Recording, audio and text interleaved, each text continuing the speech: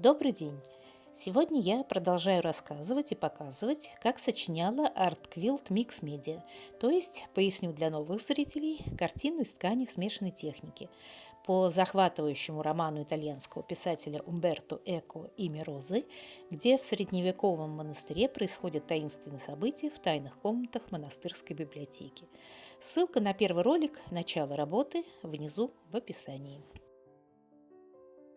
После всех многочисленных экспериментов на ткани, текстильного коллажа, принтов, использования потали, акварельных карандашей, акриловых красок и контуров и даже растворимого кофе, я, наконец, приступаю к стежке и вышивке картины. Основная моя техника стежки тут, как и в большинстве моих работ, свободный зигзаг. Сначала прохожусь стежкой горизонтальным, свободным, весьма широким зигзагом просто поперек всех лоскутов, независимо от рисунка, чтобы, во-первых, пришить все детали коллажа, а во-вторых, создать как бы общий фон, общий ритм композиции, объединяя ее таким образом. Сначала действовала нейтральными по цвету нитками в тон квилта. Кое-где, в тех местах, где мне хотелось подчеркнуть детали, я переворачивала квилт на 90 градусов и продолжала стягать горизонтальным зигзагом, но благодаря повороту стежка шла в перпендикулярном направлении. Для новых зрителей скажу, что у меня есть бесплатный мастер-класс по стежке и вышивке свободным зигзагом из 5 роликов, где я детально с рисунками и подробными объяснениями с азов показываю, как научиться такой стежке. Ссылка на него тоже внизу в описании под этим видео. Затем мне захотелось еще больше подчеркнуть этот общий ритм стежки специально грубоватыми по фактуре обувными нитками, к тому же имеющими совсем слабый блеск. Поскольку ткань во многих местах была пропитана акриловыми красками и стала туго пробиваемой для стежки, я надеялась, что толстые нитки в сочетании с толстой иглой машинки облегчат мне задачу, но здорово ошиблась. Обувные нитки рвались почему-то постоянно, я с ними просто замучилась. Но довести дело до конца пришлось, чтобы не сбивать этот ритм стежки. Как ни странно, обычные армированные нитки вели себя гораздо лучше. Это тут на ускоренном в 2, 3, 4 раза видео кажется, что стежка проходила легко и лихо. На самом деле это было весьма трудно и потребовалось много терпения, потому что, повторю, слои ткани были довольно толстые. К тому же во многих местах еще более уплотнившиеся из-за акрила. Надо было бы, по идее, красить ткань акварелью, но она у меня была не светоустойчивая. Я боялась, что со временем краски выгорят. Теперь по ходу стежки решила добавить интересные фактуры со слабым, как бы старинным блеском. Это кусочки какого-то бронзоватого клеенчатого подарочного мешочка и бахрома от старой шали с металлизированными нитями. Так маленький намек то ли на старинные клады, то ли и на драгоценные тайны. Сажаю все на свой клей для обоев, ссылка на ролик про него внизу, и приступаю к стежке мононитью, зигзагом поверх этих фактур.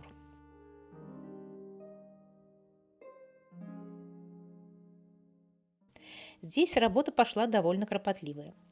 Раньше я ненавидела стягать китайской мононитью, которая обычно продается в швейных магазинах. Она постоянно соскакивала, накручивалась петлями на стержень и рвалась. Но тут из-за ковида перешла в основном на покупки онлайн. И на Яндекс.Маркете мне попалась чудесная мононить фирмы Метлер. Стежка превратилась в сплошное удовольствие. Нить ни разу не соскочила и не порвалась, и делала свою работу безупречно. Это никакая не реклама, просто делюсь ценным опытом.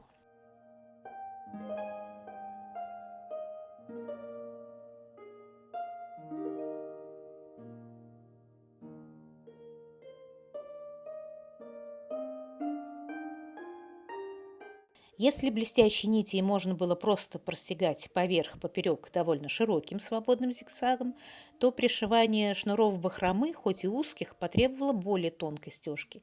Здесь я уже старалась повторить линию шнура и идти по нему очень узким зигзагом, повторяя все его изгибы. Кстати, эта техника называется каучинг. Про нее у меня тоже есть ролик. Кружева пришивала примерно так же.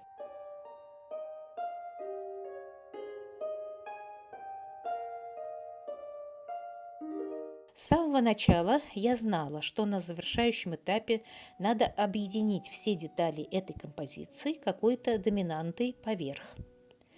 Сначала была мысль поместить на переднем плане ветвь цветущей яблони, специально на контрасте, чтобы она служила символом обновления и связи прошлого и настоящего. Но как-то незаметно в процессе работы на полотно просочились опавшие листья, и я поняла, что цветущая весенняя ветвь будет уж слишком грубым диссонансом в общей старинной мелодии картины.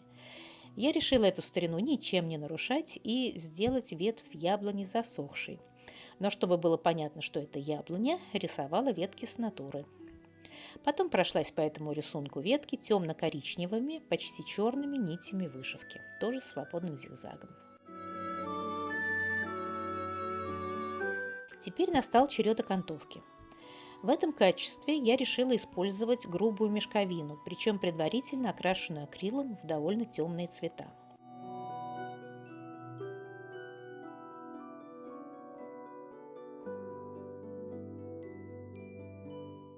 Класс получился. Она стала такая плотная, очень хорошо для натягивания на багет. Потом пойдет с переливами какими-то, с оттенками. Ну, по цвету мне вот такая как раз грязь нужна. Ну, в общем, хороший способ красить мешковину акрилом.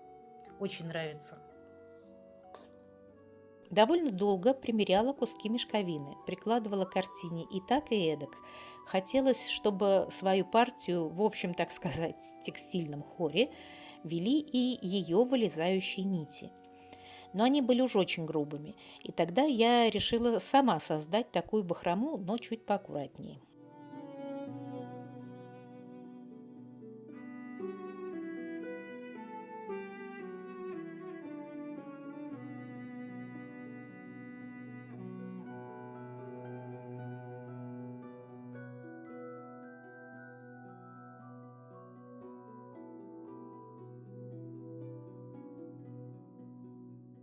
Выравниваю будущую окантовку, и на этом этапе совершенно незаменима вот такая широкая прозрачная квилтерская линейка. Она не дешевая, конечно, как все импортные швейные изделия в наших швейных магазинах, но действительно очень удобная и нужная. Замечу в скобках, что я каждый раз при посещении этих магазинов недоумеваю, почему нельзя наладить такое собственное производство материалов и приспособлений для хобби-творчества. Это же золотая жила для отечественного мелкого бизнеса на самом деле. Вопрос без ответа. Попробую строчить декоративный, крупным, широким, свободным зигзагом поперек, специально, чтобы стежки были хорошо видны, как дополнительный декоративный элемент. Поэтому пошла стегать параллельно нитям вот таким образом.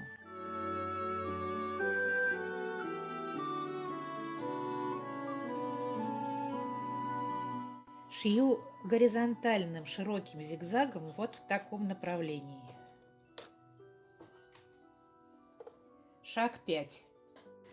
Ну вот сейчас часть сделала нитками посветлее, взяла на несколько тонов, чтобы они были видны. Ну, естественно, нитка рвется сразу, потому что обе ткани очень плотные, но надо немножко помучиться. В общем, пока ничего. Вот пока пришивала эту сторону, нитка трижды рвалась, хотя сторона не широкая. Но вот зато получился такой декоративный эффект. Махрушки такие я подчеркнула. Эту лохматость края. Пока мне нравится.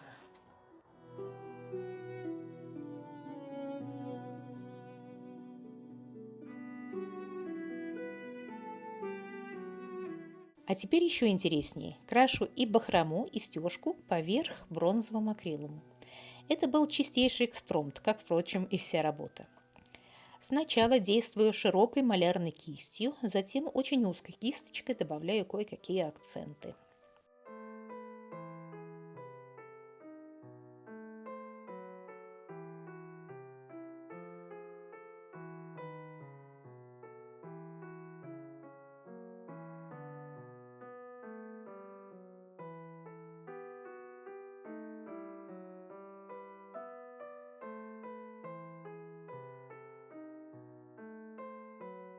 Покажу крупно, как интересно смотрится мешковина, покрашенная золотистым и бронзовым акрилом. Вроде бы сочетание несочетаемого, а результат интригующий, не правда ли?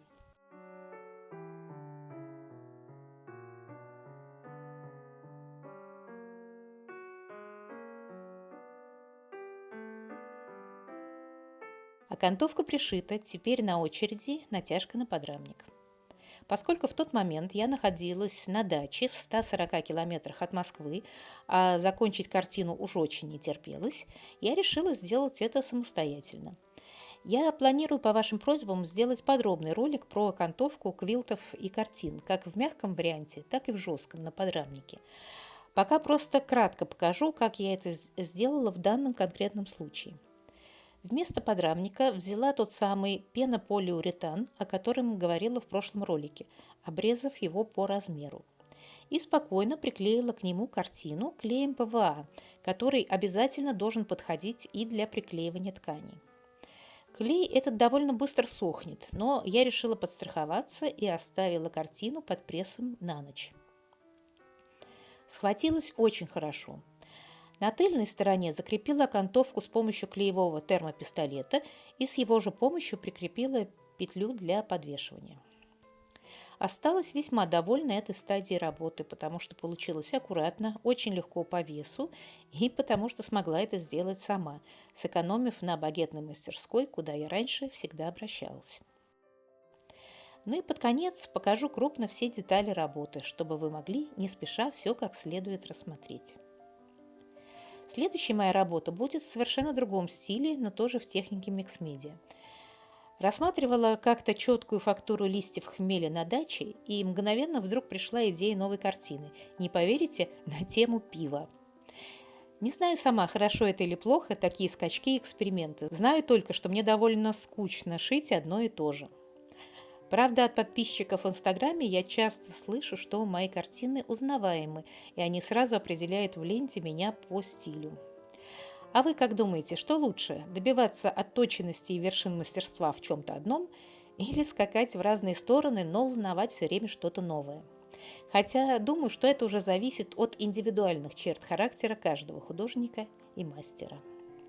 Следующий ролик будет, как я вам и обещала, про окантовку квилтов и картин. Спасибо большое за внимание и до встречи!